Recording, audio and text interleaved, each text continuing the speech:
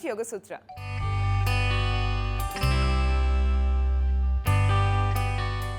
ఇవాళ యోగ సూత్రలో కృష్ణ గారు మనందరికీ ఏ ఆసనం పరిచయం చేయబోతున్నారో చూద్దాం.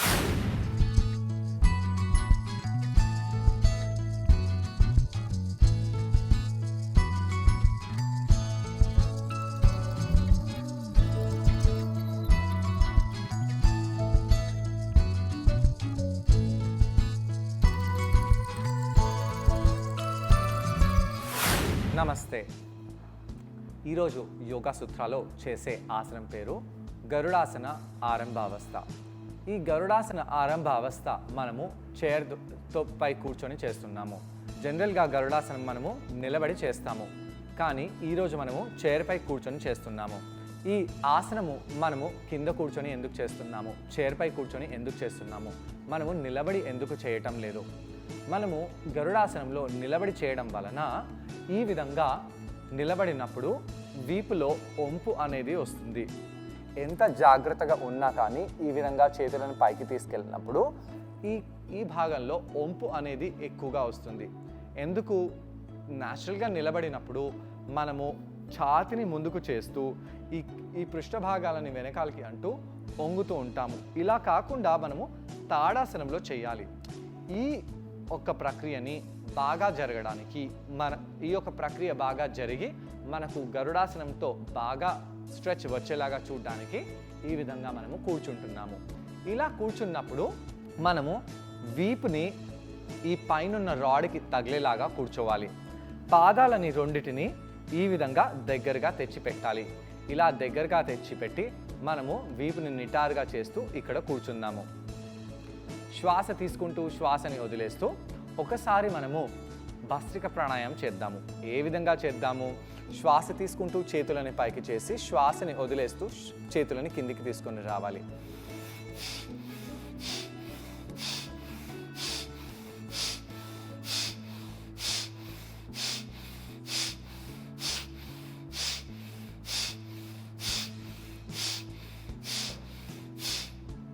ఈ విధంగా మనము భస్త్రిక ప్రాణాయామము 50 నుంచి 60 సార్లు చేయాలి. ఈ యొక్క ప్రక్రియని మనము 2 నుంచి 3 సార్లు చేయవచ్చు. దీంతో ఏమవుతుంది? ఈ భుజాలలో, షోల్డర్స్లో ఉండే అన్ని కండరాలపై బాగా ప్రభావం పడుతుంది. ఆ యొక్క కండరాలు, ఆ యొక్క షోల్డర్స్ అన్నీ బాగా వార్మప్ అయిపోయి బాగా పనిచేస్తాయి.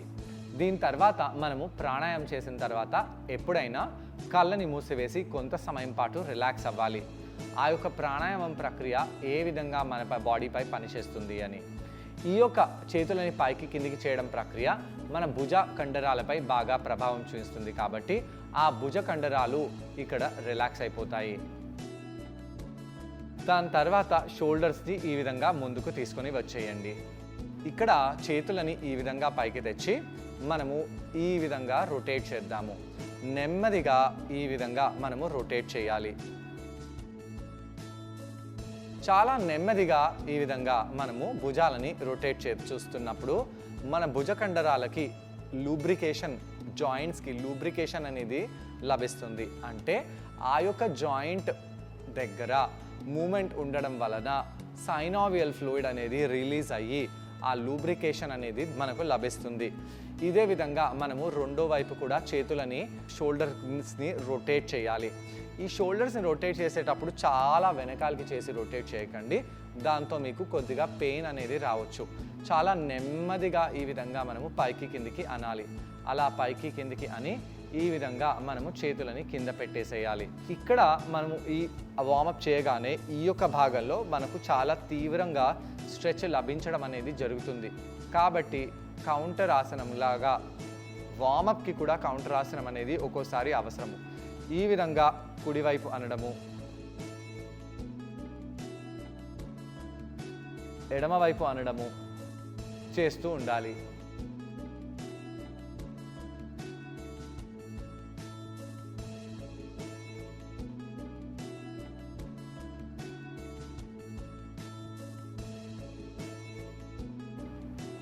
దాని తర్వాత తలని సెంటర్కి తెచ్చి పెట్టేసేయండి. ఇప్పుడు మనము 2 చేతులని ముందుకు తెచ్చేసి చెరో వైపు తీసుకెళ్ళాలి. ముందుకు తెచ్చేసి చెరో వైపు తీసుకెళ్ళాలి. ఈ విధంగా చేతులని ముందుకి సైడ్స్కి తీసుకెళ్తూ ఉండాలి. ఇలా ఫాస్ట్గా కూడా చేయవచ్చు, కానీ ఫాస్ట్గా చేసినప్పుడు మనకు షోల్డర్లో పెయిన్ అనేది కూడా రావచ్చు అన్నమాట. నిదానంగా కూడా చేయవచ్చు, అది చాలా శ్రేయస్కరము. దీని తర్వాత నెమ్మదిగా 2 చేతులని వెనకాలకి తీసుకెళ్ళి ఇంటర్లాక్ చేయండి. అలా ఇంటర్లాక్ చేస్తూ షోల్డర్స్ని బాగా స్ట్రెచ్ చేయండి. స్ట్రెచ్ చేసి ఈ విధంగా కొంత సమయం పాటు ఇక్కడే ఉండాలి.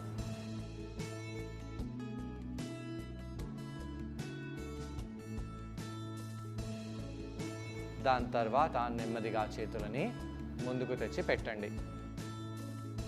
ఇన్ని వార్మప్స్ అవసరమా? అవునండి. అప్పర్ బ్యాక్లో వీపు వెనకాల, వీపు లోపటి వైపు, ఈ యొక్క త్రికోణాకారం అయిన ఎముక లోపటి వైపు, బయట వైపు చిన్న చిన్న కండరాలు ఎన్నో ఉంటాయి. ఆ కండరాలని మనము బాగా వార్మప్ చేయాలి. కాబట్టి ఇవన్నీ వార్మప్స్ మనకు చాలా అవసరము. నెమ్మదిగా ఈ విధంగా మోచేతులని దగ్గరగా తెచ్చి పెట్టండి. ఇలా పెట్టడంతో ఏమవుతుంది, మనము గరుడాసనంలో ఎప్పుడైతే మోచేతులని దగ్గరగా తెస్తున్నామో అప్పుడు ఈ మోచేతులని ఇలా కాకుండా ఒక చేయిని కిందికి తీసుకెళ్తున్నాము. అక్కడ ఆ బైండ్ అనేది నార్మల్గా అవుతుంది. ఇక్కడ ఆ బైండ్ అనేది అవ్వటం లేదు, అయినా మనకు అలాంటి స్ట్రెచ్చే ఇక్కడ లభిస్తుంది. ఇక్కడ కొంత సమయం పాటు అలానే ఉండండి. గరుడాసనం చూడ్డానికి ఈజీగా అనిపించిన కష్టమైన ఆసనాలలో ఒకటి. నెమ్మదిగా చేతులని కిందికి తెచ్చేసేయండి. ఎప్పుడైతే మనం మోచేతులని ఇలా దగ్గరగా తెచ్చి పెడుతున్నామో ఈ చెయ్యి బయటి భాగము డెల్టాయిడ్ మసిల్లో, చెయ్యి కింది భాగము ట్రైసెప్ మసిల్స్లో స్ట్రెచ్ బాగా తెలిసి వస్తుంది.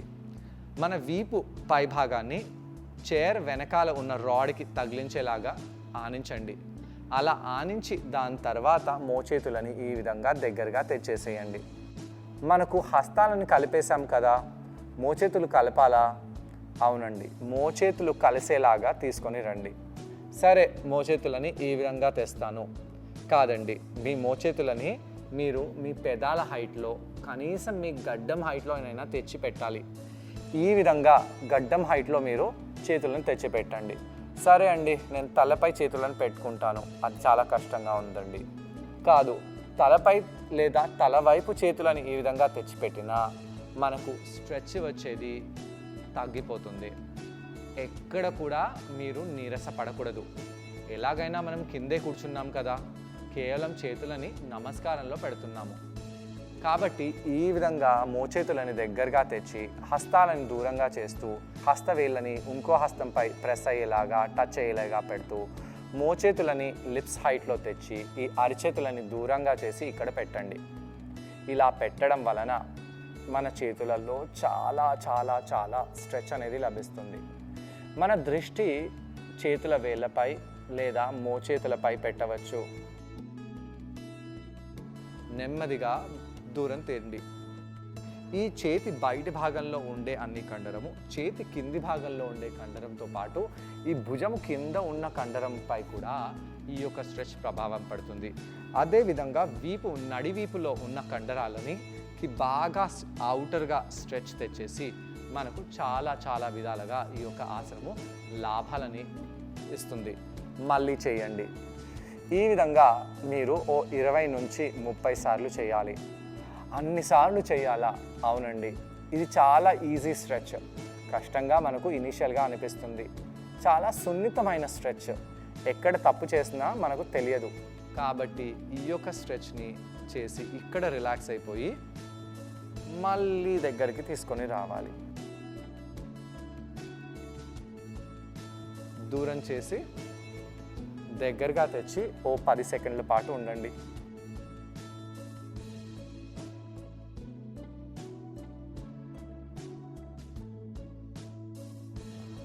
నెమ్మదిగా దూరం చేయండి. ఈ చేతు కండరాలలో ఉన్న ఫ్యాట్ కరగటం లేదు, అలానే ఉంటుంది అని చాలామంది అంటూ ఉంటారు, ముఖ్యంగా స్త్రీలు. మీకు అవన్నీ తగ్గి బాగా టోనప్ అవ్వాలంటే ఈ విధంగా మీ మోచేతులని హస్తాలని ఒక లైన్లో రైట్ యాంగిల్లో పెట్టి ఈ గరుడాసనం ఆరంభ అవస్థని కూర్చొని కూడా చేయవచ్చు. చేయడం వలన ఆ యొక్క కండరాలపై ప్రభావం పడి ఆ యొక్క కండరాలు, వీపులో ఉన్న కండరాలు, ముఖ్యంగా వీపులో ఉన్న ఒంపు అనేది తగ్గిపోతుంది. ఈ ఆసనాన్ని ట్రై చేయడానికి కృష్ణ గారితో పాటు నేను కూడా జాయిన్ అవబోతున్నాను. నన్ను కృష్ణ గారిని చూసి ఈ ఆసనాన్ని మీరు కూడా ట్రై చేయండి. నమస్తే. ఈరోజు యోగా సూత్రాలో మనము చేసే ఆసనం పేరు గరుడాసనం. గరుడాసనం చేసే ఫస్ట్ స్టేజ్లో ఏం చేయాలి అనే దానిపై ఫోకస్ చేయబోతున్నాము. పాదాలని ఈ విధంగా కింద ప్రెస్ చేయండి. మనము కింద కూర్చున్నప్పుడు ఇలా కాళ్ళని పైకి అనడమో, ఇలా తొడలని అనడమో అలా చేస్తూ ఉంటాము. అలా చేయకుండా పాదాలని కింద ప్రెస్ చేస్తూ మనము కూర్చోవాలి. ఆ కాళ్ళ యాంగిల్స్ని మోకాళ్ళ కింద పెట్టి కూర్చోగలిగితే ఈ యొక్క యాంగిల్ మనకు చాలా చాలా మేలు చేస్తుంది. ఎప్పుడైతే శరీర కింది భాగం ఈ విధంగా స్ట్రైట్గా ఉంటుందో శరీర పై భాగం కూడా అదే విధంగా స్ట్రైట్ అయి ఉంటుంది. ఈ విధంగా మనము పృష్ఠభాగాలను కొద్దిగా వెనకాలకి చేసి మన వీపుని విశాలంగా చేసి కూర్చోవాలి. మనము ఇక్కడ ఆనించుకొని కూర్చోవటం లేదు. ఇక్కడ మనము తాడాసనంలో ఎలాగైతే కూర్చుంటామో అలా కూర్చుంటున్నాము. ఇలా కూర్చొని మనము 5 నుంచి 8 నిమిషాలు కేవలం వార్మప్ చేసి దాని తర్వాత ఈరోజు చేసే ఆసనం చేద్దాము. 2 చేతులని చెరువైపు చేయండి. అలా చేసి నెమ్మదిగా శ్వాస తీసుకుంటూ ఆకాశం వైపు చేతులని పైకి తీసుకెళ్ళాలి. అలా చేతులని పైకి చేసి నెమ్మదిగా కిందికి తీసుకొని రావడము. చేతులని పైకి చేసి నెమ్మదిగా కిందికి తీసుకొని రావడము. ఈ విధంగా మనము కొంత సమయం పాటు వార్మప్ చేయాలి.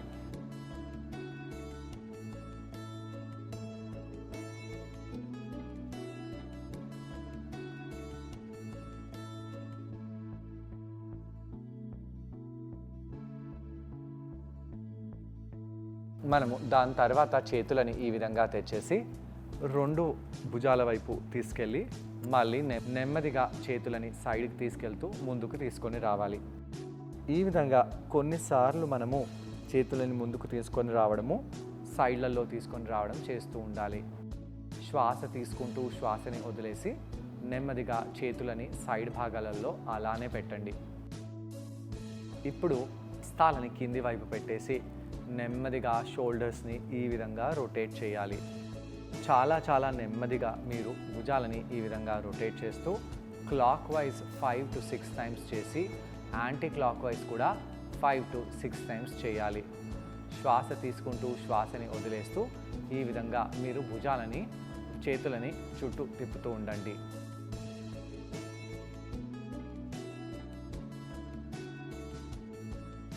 రివర్స్ ఆర్డర్లో కూడా మీరు చేతులని ఆ విధంగా తిప్పిన తర్వాత కింద తెచ్చి పెట్టేసేయండి. ఇప్పుడు మనము 2 చేతులని ఈ విధంగా వెనకాలకి తీసుకెళ్ళి ఇంటర్లాక్ చేయాలి. అలా ఇంటర్లాక్ చేసి చెస్ట్ని ముందుకు చేస్తూ చేతులని దూరంగా తీసుకెళ్ళాలి. ఇక్కడ ఆర్చ్ చేస్తూ పైకి వెళ్ళకండి. వీపుని సూటిగానే పెట్టి చేతులని దూరంగా చేయండి. దాంతో మన చేతులలో ఎలా అనిపిస్తుందో, భుజాలలో ఎలా అనిపిస్తుందో గమనిస్తూ ఉండాలి. నెమ్మదిగా చేతులని కిందికి తెచ్చేసి ఇప్పుడు మనము చేతులని నమస్కారంలో జోడించాలి. చేతులని నమస్కారంలో జోడించడం కాదు, మోచేతులని ఒకదానికొకటి తాకేలాగా తీసుకొని రావాలి. ఇలా తెచ్చి వీపు వెనకాల వాలించకుండా, వీపుని మళ్ళీ ముందుకు తేకుండా నిటారుగా కూర్చోవాలి. హస్తంలో ఉన్న వేళ్ళని దూరంగా చేసి గట్టిగా ప్రెస్ చేయండి. ఈ యొక్క హస్తాలని మనము మోచేతులపై పెట్టాలి. కాబట్టి ఆ హస్తాలు కొద్దిగా వెనకాలకు వస్తున్నాయి, ముందుకు తీసుకొని రండి. మన 2 మోచేతులు కనీసం గడ్డం హైట్లో లేదా పెదాల హైట్లో ఉండాలి. అలా ఉండడం వలన మనకు ఈ యొక్క ఆసనం ప్రభావము తెలిసి వస్తుంది. ఈ మోచేయిని ఆ విధంగా పెట్టడం వలన ఈ చెయ్యి బయటి వైపున ఉన్న కండరంపై బాగా ప్రభావం పడుతుంది. చేతి కింది వైపు ఉన్న ట్రైసెప్స్ పై కూడా ప్రభావం బాగా పడుతుంది. అలానే ఈ భుజం నుంచి బయటి భాగంలో ఉండే కండరంపై, ఈ భుజం కింది భాగంలో ఉండే కండరంపై కూడా ప్రభావం తెలిసి వస్తుంది. అయితే ఇది చాలా సునాయాసంగా చేయాలి. ఎక్కువ సమయం పాటు ఆసనంలో ఉండి చేతులని దూరంగా తెచ్చేసి రిలాక్స్ చేస్తూ మళ్ళీ ఆసనంలో వెళ్ళి కొంత సమయం పాటు ఉండాలి. స్త్రీలు ముఖ్యంగా ఈ భాగంలో ఫ్యాట్ తగ్గటం లేదండి అని అంటూ ఉంటారు. ఇలా మీకు అక్కడ ఫ్యాట్ అక్యుములేషన్ అవ్వడం చాలా జెనెటిక్ ప్రాబ్లం. కాబట్టి ఆ యొక్క ప్రాంతంలో ఫ్యాట్ అక్యుములేట్ కాకుండా ఉండాలంటే ఇలాంటి ఆసనాలను చేస్తూ ఉండాలి. కొంత సమయం బ్రేక్ తీసుకొని మళ్ళీ చేయండి. ఆ మోచేతులు బాగా దగ్గరగా ప్రెస్ చేస్తూ ఉండాలి. హస్తాలని ప్రెస్ చేస్తూ ఉండాలి. నెమ్మదిగా దూరంగా చేసి మళ్ళీ దగ్గరగా తెచ్చేసేయండి. ఇలా కంటిన్యూస్గా ఓ 5 to 10 minutes మనము ఈ ఆసనాన్ని చేస్తున్నట్టయితే మనకు ఈ ఆసన ప్రభావం చాలా తీవ్రంగా ఉంది అని తెలిసొస్తుంది. దాని తర్వాత మీరు నియమపూర్వకంగా ఈ ఆసనాన్ని చేసి ఈ ఆసనంతో వచ్చే బెనిఫిట్స్ని మీకు వచ్చేలాగా చూసుకోవచ్చు. మళ్ళీ ఆసనంలో వెళ్దాము. మోచేతులని భుజాలని అదే హైట్లో తీసుకొని రండి. హస్తాలని దూరంగా చేస్తూ ప్రెస్ చేస్తూ ఉండాలి. మనము నూనెని తీసేలాగా గట్టిగా ప్రెస్ చేసేలాగా గట్టిగా మనము అక్కడ మోచేతులని దగ్గరికి తెచ్చిపెట్టాలి. ఇక్కడ ఛాతీలో ఉండే కండరాలని లోపలికి చేస్తూ వీపులో ఉండే కండరాలు, వీపు వెనకాల ఉండే కండరాలపై ఎలా అనిపిస్తుందో గమనిస్తాము. జనరల్గా మనము ఈ గరుడాసనం చేసినప్పుడు మోచేతిని కింద పెట్టి చేస్తాము. కానీ ఇక్కడ మనము ప్రారంభిక దశలో ఏ విధంగా మనం చేతులని తెచ్చిపెట్టాలి అనే దానిపై ఫోకస్ చేస్తూ అదే కండరాలపై ఫోకస్ చేస్తూ ఈ ఆసనాన్ని చేస్తున్నాము.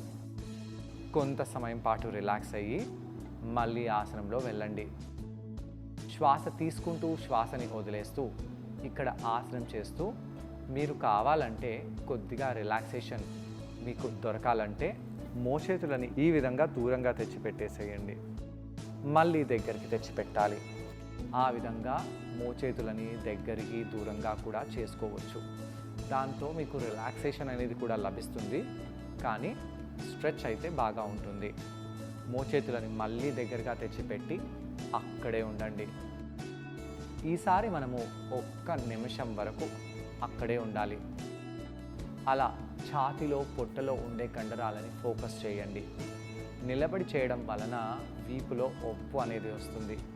చైర్లో ఉండి చేయడం వలన ఆ ఒంపు రాకుండా ఉండేటట్టు చూస్తూ మన వీపులో ఉండే కండరాలని రాడ్కి తగిలించి ఈ ఆసనాన్ని చేయగలిగితే చాలా ఉత్తమం.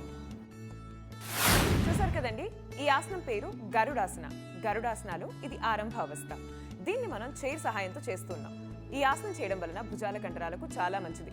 వీపులో ఉన్న ఒంపు తగ్గుతుంది. వీపు మధ్య భాగంలో ఉన్న కండరాలు బాగా బలంగా తయారవుతాయి. అలాగే చేతుల్లో ఫ్లెక్సిబిలిటీ బాగా ఇంప్రూవ్ అవుతుంది.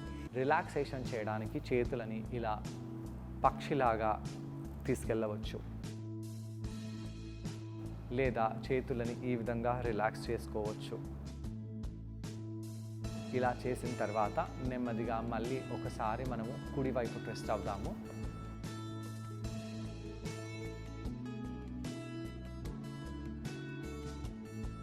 ఎడమ వైపు ట్విస్ట్ అవ్వండి. అలా ట్విస్ట్ అయ్యి సెంటర్కి వచ్చేయండి.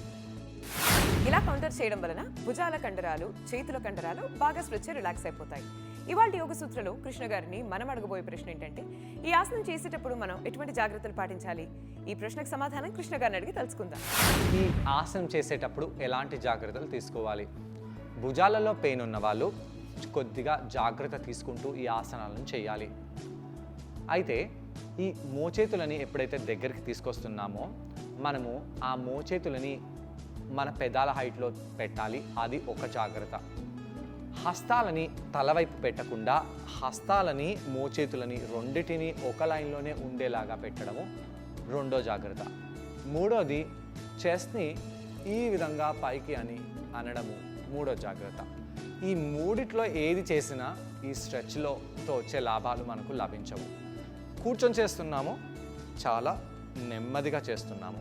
కాబట్టి ఈ 3 పాయింట్స్ని ఇక్కడ ఛాతీని వెనకాలకి అనడము, రాడ్ వీపుకి తాకడము, మోచేతులు పెదాల హైట్లో లేదా గడ్డం హైట్లో రావడము, హస్తాలు మోచేతులు తగిలించడము, హస్తాలు ఇంకా మోచేతులు ఒక లైన్లో ఉండడము, ఇవన్నీ జాగ్రత్తలను తీసుకుంటూ మీరు ఆసనం చేసినట్టు అయితే మీకు ఈ ఆసనంతో చాలా లాభాలు తెలుస్తాయి. 20 సార్లు చేసిన మీ చేతులన్నీ లాగేయడము, చేతులలో చాలా పని చేశాము అన్నట్టుగా అనిపించడము, ఇది తొందరగా తెలుస్తుంది. చూసారు కదండి, ఇవాల్టి యోగ సూత్రాలు గరుడాసనాలు ఆరంభావస్థ. ఈ ఆసనాన్ని మీరందరూ తప్పకుండా ట్రై చేసి దీనివల్ల వచ్చే లాభాలను మీరు కూడా పొందండి. తిరిగి రేపటి ఎపిసోడ్లో మరో ఆసనంతో మరికొన్ని బెనిఫిట్స్తో మళ్ళీ కలుసుకుందాం. అంతవరకు stay fit and be healthy. Bye.